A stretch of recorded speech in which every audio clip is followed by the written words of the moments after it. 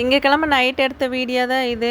என்னன்னு பார்த்தீங்கன்னா, கண்ணு வந்து அழுந்திட்டே இருந்துச்சுங்க. காலையிலேருந்து என்னாச்சுன்னு தெரியல. கண்ணு வந்து அழுந்திட்டே இருக்குது, தண்ணி வந்துட்டே இருக்குதுன்னு தேய்ச்சிட்டே இருந்தா கண்ணு வந்து செவந்து தாங்க போகுது. கண்ணுல வந்து குளிக்கல சோப்பு பட்டுச்சா, இல்ல வந்து தூசி இருந்துச்சா என்னன்னு தெரியல. காலையிலேருந்தே கண்ணு அழுந்திட்டே இருந்துச்சு. மத்தியானம் லஞ்ச் டைம் வந்து அம்மாட்ட சொன்னா, கண்ணு வந்து திறக்கவே முடியலம்மா. கண்ணு வந்து அழுந்திட்டே இருக்குது, தண்ணி வந்துட்டே இருக்கு அப்படின்னு சொல்லி சொன்னா, அம்மா வந்து லீவ் போட்டு கொஞ்ச நேரம் படுத்து தூங்கு, அப்போ வந்து சரியாக போயிடும் அப்படின்னு சொல்லி சொன்னாங்க. ஒரு அரை மணி நேரம் வந்து தூங்குனா சரியாக போயிடும், தூசி இருந்தாலும் வெளியே வந்துடும் அப்படின்னு சொல்லி அம்மா சொன்னாங்க. நான் வந்து ரெஸ்ட் எல்லாம் எடுக்கல, நான் வேலைக்கு கிளம்பிட்டேன். இந்த கண்ணு வந்து அழுந்திட்டே இருந்ததுனால மத்தியானம் லஞ்சு கூட வந்து நான் என்ன லஞ்சுன்னு கூட நான் வீடியோ போடலை. திங்கக்கிழமை மத்தியானம் வந்து லஞ்ச் என்னன்னு பார்த்தீங்கன்னா, உருளைக்கிழங்கு குழம்பு, அப்புறம் அவரைக்காய் பொரியல், ரசம், தயிர். மத்தியானம் லஞ்சு சாப்பிட்டு நான் வேலைக்கு கிளம்பிட்டேன். கண்ணும் வலியாகுது, சரி என்ன பண்ணுறது அப்படின்னு ரெஸ்ட் எடுக்க வேண்டாம் அப்படின்ட்டு கிளம்பிட்டேன். அம்மா வந்து கண்ணு சரியாதான்னு பார்க்கலாம், இல்லாட்டினா நைட் வந்து விளக்கெண்ணெய் ஊற்றிட்டு படுத்தோம்னா காலையில் வந்து சரியாயிரும் அப்படின்னு சொல்லி சொன்னாங்க. நாங்கள் வந்து குடியிருக்கிற வீதியில் வந்து விநாயகர் வச்சுருக்காங்க.